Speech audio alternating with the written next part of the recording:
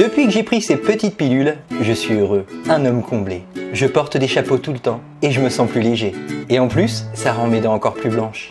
Non, je déconne, je me sens mieux juste parce que je mange plus équilibré et en moins grosse quantité. Et le résultat aurait été le même avec ou sans ces putains de gélules, fils de... Ah, la cure détox. Mais si, vous savez, ces produits-là qui sont régulièrement présentés à la télé, dans les médias, même sur Internet, comme le produit magique pour éliminer les toxines et purifier votre organisme. Alors, on va pas y aller par quatre chemins. J'ai contacté une entreprise spécialisée dans les produits détox. Vous allez voir, c'est un monde parallèle. Mais avant de commencer, on va revoir les bases. Il y a deux termes ici à retenir. Détox et toxine. En français, détoxifier signifie faire perdre son caractère toxique à quelque chose. Par exemple, si tu fais chauffer des champignons de type gyromitre, tu vas détruire une molécule présente dans le champignon susceptible de te rendre malade. Mais genre vraiment très malade. Ce truc-là, si tu le laisses sécher ou si tu le fais cuire, il sera détoxifié. Concernant les toxines, dans le vocabulaire biologiste, c'est tout simplement des poisons produits par certains êtres vivants, comme les serpents par exemple. Par contre, pour les vendeurs de produits détox, ces deux notions-là, c'est des notions assez floues. C'est quoi ces toxines exactement? Ah, si seulement j'avais appelé une entreprise spécialisée pour répondre à toutes ces questions. Allez, c'est parti. Nadora, Sophie, bonjour. Oui, bonjour, je vous appelle parce que j'ai une question sur un de vos produits. Je vous écoute, dites-moi. J'ai un produit là, donc c'est écrit Pure Détox 90 gélules. Oui. Par contre, j'aimerais du coup savoir, je sais pas si vous êtes en mesure de me le dire, mais savoir quelle toxine ça élimine exactement, vous savez ou pas? Alors non, ça je saurais pas vous dire, je peux éventuellement me renseigner. Je veux bien. Demander en fait à notre naturopathe qu'elle puisse me donner un peu plus d'informations. Ah, vous avez une naturopathe? Oui, tout à fait. D'accord. Je peux me renseigner là-dessus si vous voulez et je vous fais un retour par la suite. Oui, avec plaisir, ouais. Oui, alors, carrément. Hop, je vais prendre votre mail, comme ça je vous envoie un petit mail avec toutes les informations. Ouais, ok. Si ça vous convient. Ouais, @gmail.com. Voilà, @gmail.com, donc quelle toxine ça élimine exactement? Ok, je me renseigne et je vous envoie un petit mail. Ouais, super. Merci beaucoup. Je vous en prie. Au revoir. Bonne journée, au revoir. Bon, apparemment, d'après la personne que j'ai eue au téléphone, même eux, ils savent pas trop ce que c'est tout ça. Ils sont obligés d'aller demander à leur naturopathe. Je rappelle que la naturopathie, c'est pas une science. Cette pratique repose uniquement sur un sophisme qui se nomme l'appel à la nature. En gros, selon les naturopathes, tout ce qui est naturel est bon pour nous. Bon, on va pas rentrer dans ce débat-là, mais il faudrait déjà déterminer ce qui est naturel et ce qui est chimique. Scientifiquement parlant, ça n'a aucun putain de sens. Faut arrêter avec ça. Mais bon, passons sur ce détail. Voyons donc les mails que j'ai reçus suite à cet entretien. On remarque tout de suite ici que la notion de toxine reste assez floue. Des restes de médicaments, des métaux lourds, il doit forcément y avoir des noms de molécules, de toxines précises qui seraient éliminées grâce à ces produits détox. Bref, cette réponse ne m'a pas convaincu. J'ai donc renvoyé un second mail en demandant des études qui viendraient démontrer le caractère détoxifiant de ces produits-là. Et là, surprise, l'entreprise m'envoie 5 études sur le sujet. Le desmodium, c'est une plante, alors il y en a différentes sortes, mais en gros c'est une plante, et l'artichaut. 3 sur le desmodium et 2 études sur l'artichaut. Malheureusement, ces 5 études ne mentionnent jamais aucune toxine spécifique qui serait éliminée plus rapidement grâce à ces produits-là. Mais on va regarder ça de plus près. Apparemment, pour le desmodium, d'après cette entreprise, les autorités estiment que ça favorise le fonctionnement hépatique. Ah bon? Attends, mais quelles autorités exactement? Non, parce que moi j'ai été vérifié justement et il y a l'EFSA et l'ANSES qui eux disent plutôt le contraire. Regardez, leur qualité et leur sécurité ne sont pas établies. Ou encore, le desmodium est présenté comme un protecteur hépatique et immunostimulant. Mais ces allégations ne sont pas identifiées. Il n'existe aucune étude robuste démontrant de tels effets. Et il conclut même en disant qu'il est recommandé d'éviter la consommation de ce genre de truc là en tant que complément alimentaire. Pour finir, entre 2008 et 2012, une soixantaine d'allégations santé portant sur des plantes ou des substances revendiquant un effet détox ont été soumises à l'EFSA, qui les a toutes rejetées en raison d'un effet revendiqué trop imprécis, d'une relation de cause à effet non établie ou encore d'un manque de données scientifiques. Bref, Tous les liens sont en description, hein, vous pourrez aller vérifier par vous-même. Bon, déjà, ça commence mal, parce qu'en gros, on dit que les autorités autorisent et encouragent hein, la consommation de compléments alimentaires, notamment du desmodium, alors que, en vérifiant, bah, c'est faux. Passons donc aux études. Les 3 premières hein, sur le desmodium sont payantes. Ouais, et déjà niveau transparence et transmission du savoir, les études payantes, c'est moyen.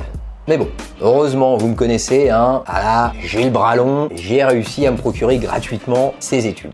Oui monsieur, je suis comme ça moi.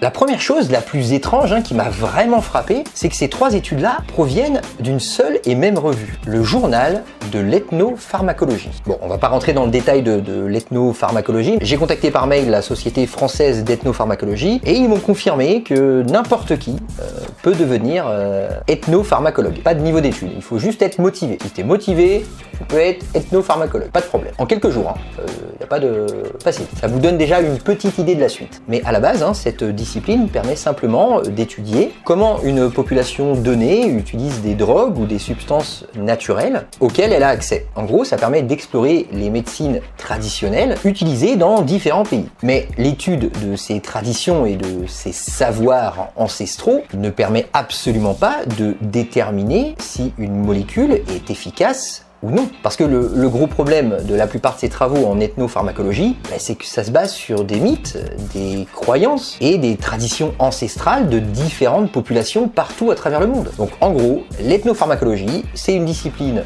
ouverte à tous, sans condition de diplôme et basée en grande partie sur les thérapies naturelles. Parce qu'on le sait, tout ce qui est naturel, c'est forcément bon pour nous. Le mercure, c'est naturel, c'est bon pour nous. Le cancer des os aussi, c'est naturel, c'est bon pour nous.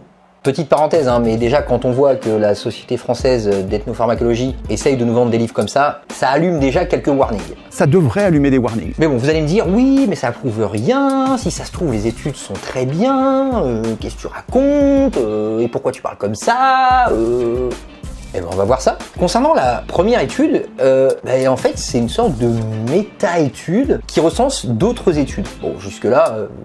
pourquoi pas? Mais en regardant dans le détail l'étude en question, ils ont pris tout et n'importe quoi. Regardez, on est où là? Mais déjà, de toute façon, rien que dans l'abstract, ça part mal déjà. Ils commencent déjà à nous parler de médecine ayurvédique. Hein. Là, on est pratiquement dans le chamanisme. Et les gars, ils ont pris toutes les études possibles qui allaient dans leur sens, sans vérifier la robustesse ou la méthodologie, et ils nous ont pondu ça. Et d'ailleurs, certaines études prises en compte n'ont même pas été revues par les pairs. Il n'y a même pas eu de reviewing. Pour la deuxième, là on est sur une étude avec des rats, avec un échantillonnage très très faible, qui est dans tous les cas bien trop faible pour en conclure quoi que ce soit.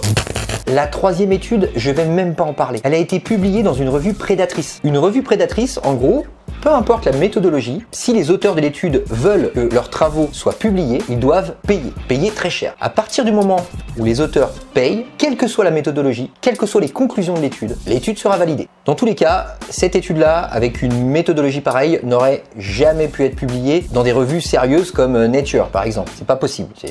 Ça aurait jamais pu passer. C'est pas possible. Et enfin, les 2 autres études sur l'artichaut. La première, elle a été publiée dans ce journal. Médecine complémentaire alternative, déjà... Il y a une odeur déjà, hein. Tu sens une petite odeur déjà. Mais le pire, c'est que la propriétaire de cette revue-là, c'est Marie-Anne Liebert. Ce site-là et cette femme sont déjà depuis plusieurs années dans le viseur de QuakeWatch. C'est un site qui lutte contre le charlatanisme et la désinformation au sujet de la santé. Ils ont même inclus la revue dans sa liste de périodiques non recommandés, en la qualifiant de, je cite, fondamentalement erronée. Ça vous donne une idée du niveau de preuve qu'on peut trouver dans ce genre de publication. Et enfin, la dernière étude, ça a été publié dans Phytotherapy Research. Concernant l'étude, en gros, la randomisation elle est complètement à chier. Il y a plus de personnes en surpoids dans le groupe artichaut et ces personnes-là ont reçu des conseils diététiques que n'ont pas reçu le groupe placebo. Donc forcément, quand tu as plus de personnes en surpoids dans un groupe et que tu leur donnes des conseils diététiques, il y a plus de chances qu'ils se sentent mieux à la fin. Oui, quelles que soient les petites gélules que tu leur donnes. On a donc un total de 5 études provenant de revues qui prônent une approche pseudo-scientifique de la médecine et aucune de ces 5 études ne mentionne de toxines précises. de noms de molécules précis qui seraient éliminés plus rapidement grâce à ce genre de produit détox. La réalité, c'est que à ce jour, il n'existe aucune étude scientifique robuste publiée dans un journal sérieux qui a réussi à identifier une molécule, une plante, une substance dont l'organisme aurait impérativement besoin pour purger de façon routinière une toxine qui serait nuisible à l'organisme. Votre foie et vos reins sont là pour vous aider à vous débarrasser de ces déchets. Les produits détox, vous êtes simplement à vous débarrasser de votre argent. Si vous voulez vous débarrasser de votre argent,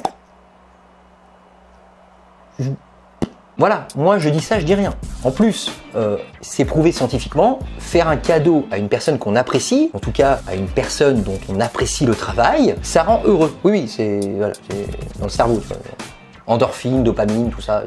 Si vos organes fonctionnent mal, il faut aller voir un médecin, c'est tout. Et si vous voulez rester en bonne santé le plus longtemps possible, ouais, il faut boire de l'eau, manger des fruits et des légumes, éviter les viandes transformées. Voilà. Pour terminer, ce genre d'entreprise-là ne vous vend que des produits qui contiennent au mieux des diurétiques et des laxatifs. Ça vous fera simplement aller aux toilettes plus fréquemment.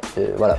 Et on trouve aussi des diurétiques et des laxatifs naturels, hein, ça s'appelle les fruits, les légumes, tout ça.